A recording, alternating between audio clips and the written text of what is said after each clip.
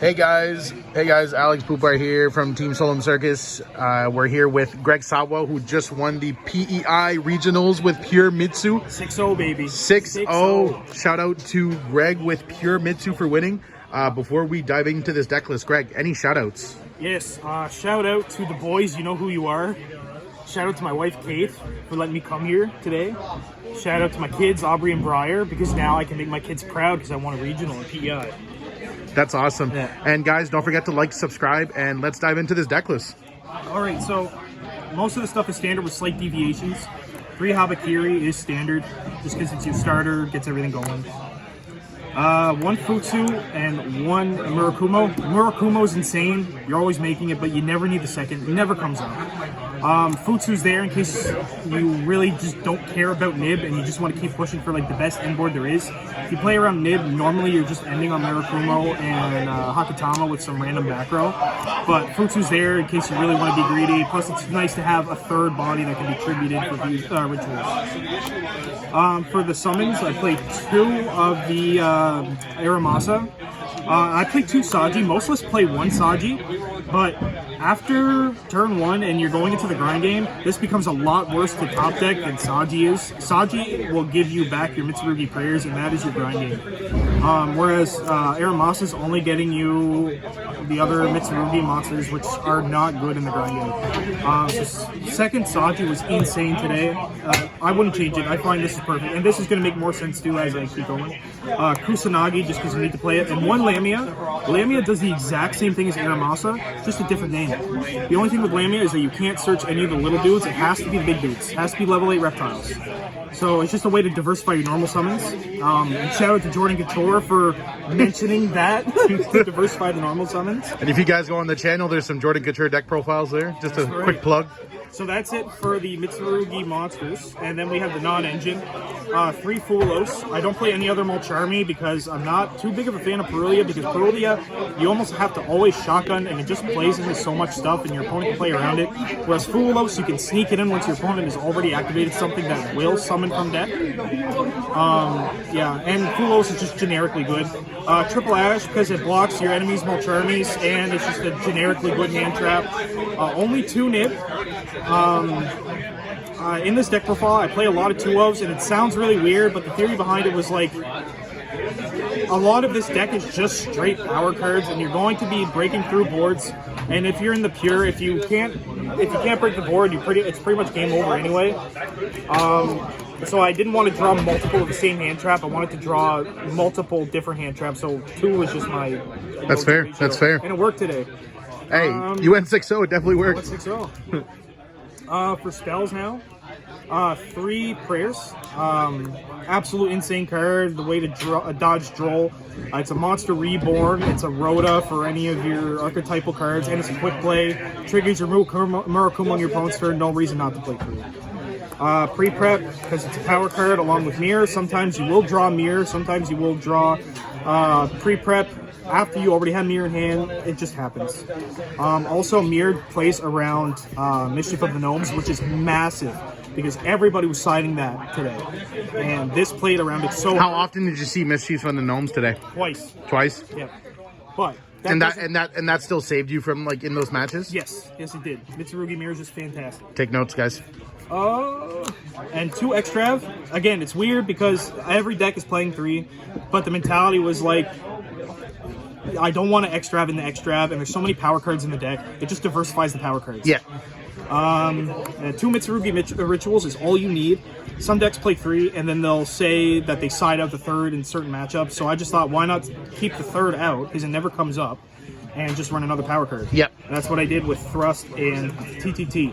Just 1-of power cards that are okay going first, okay going second, but are easy side out targets, depending if you do go first or second. I like that. And the last 2, Magatama, which is insane. It is a ritual when you need it, and it is a pop when you need it. And I outed a Chaos Angel with both effects today with this card.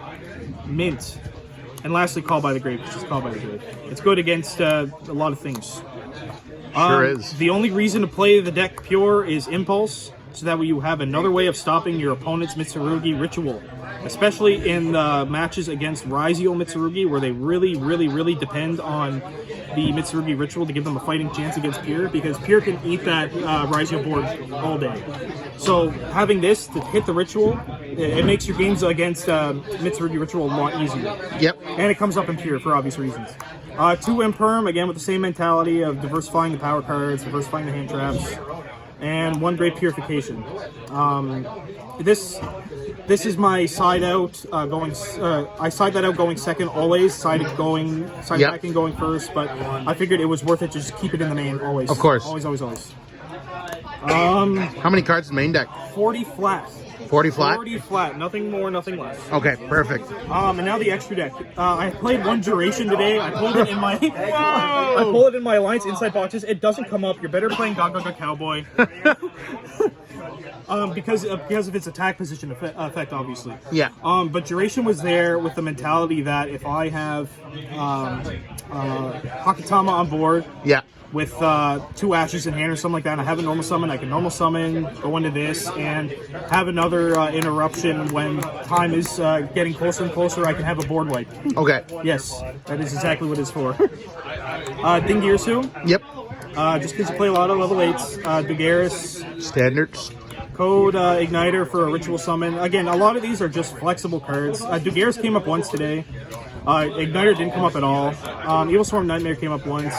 King of Fairlands never came up. Like, you don't even need this card in the deck. If you're at a position where you have 2 level 4s on board and you absolutely need a ritual monster from this card, you're probably losing.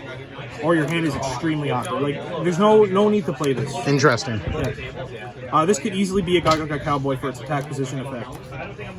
And then just good cards for the Extrav. 2 Typhon. Typhon's really bad against the meta, but it's great against so much rogue that's out there. Yep. It does hurt you if you have a Habakiri on board. Not Habakiri, big boy. Murakumo. I don't know these names, dude. It does hurt you with Murakumo on board, but I figured it was just there in case I absolutely needed some reprieve against decks. Yeah. It's good utility. 1 dark. I should have played 2 because it's very decent against the mirror. I only played 1. I didn't summon it. I opted for Dugaris in 1 play instead. Okay. Dark in theory is good. 2 SP because it's fantastic. 2 IP because you can end your board on this, and you can IP into Dynamite. Dynamite, absolutely phenomenal card. Shout out to Jordan Couture again for recommending this card instead of IP and SP, because you can IP into Dynamundo on your opponent's turn. Yep. And then on top of that, Dynamundo can also be an end board piece where you can just link off 2 of your monsters into Dynamundo on your opponent's turn, bring back your Murakumo whenever you need to board wipe. Yeah. Phenomenal card. Phenomenal. Card's actually really good.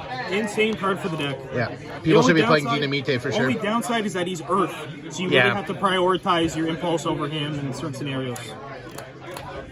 And then for the side deck, I played 2 Judgment because Great Purification is technically your 3rd.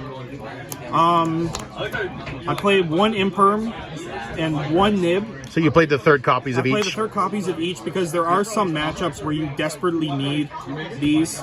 There's so much jank out there that Imperm is still good. And same thing with Nib. It's just good to have them in the side in case you absolutely do need them. Yeah, if you play Heroes, Nib just ends it, right? Exactly. Shout out JT. 1 Duster because it's Duster. 2 Storm because 2 Storm. I mean, it's the East Coast. There's so much jank. I don't want to lose against Dynamorphia. Yikes. 1 Wusu. Wusu is my side out for Great Purification if I'm going second. Okay. And then if I go first, Wusu goes out. Wusu's an absolute insane card. It came up in my round 5 game where I just tributed my opponent's monster and was able to attack for digging. Okay. Sick. Absolutely phenomenal card. But only good in the side. Gotcha. I played extra Molcharmies. I played 2 Meows, 2 Perulia. I was originally on 3 Perulia, but I was not a fan. Like, Perulia is good. It almost will always get you a draw. The only downside that I hate about it is you have to shotgun it. Yeah. Because you miss your window if your opponent just normal summons. Yep. So you don't have much wiggle room to work around your opponent with certain plays.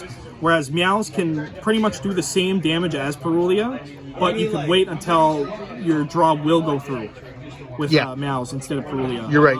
And I like this ratio today. I mean, unfortunately, most of my Mulcharmies end up getting ashed or called by the grave. But I was a fan of this ratio. Name of the game. And I mean, if you're looking for easy side outs, if you're going second, double extra plus your tactics and your thrust for these 4. Yep. Just easy side outs. And then lastly, 3 Lancia. I didn't play a single Malice, but I mean, this is not a win against Malice. And real quick, would there be anything you would change to the list? Nope. Just thinking off the top of your head? Honestly, I've tested this list over and over and over again. I played it for a few weeks now, and I went through so many different builds of this deck. I've tried every engine under the sun. I've tried the Horus engine even, just to have more power cards. But I think the list was fine the way it is. I mean, most of the time your games will just be dice roll reliant, which is unfortunate. Just that's the meta we're in right now, where the Mitsurugi board is just absolutely insane. Yeah. But I think this list is the ideal list to play. Awesome. Well, listen, guys, this was Greg Sawa. That was his winning list. Went undefeated at the PEI regionals. And again, please like, subscribe, and thanks for watching the video.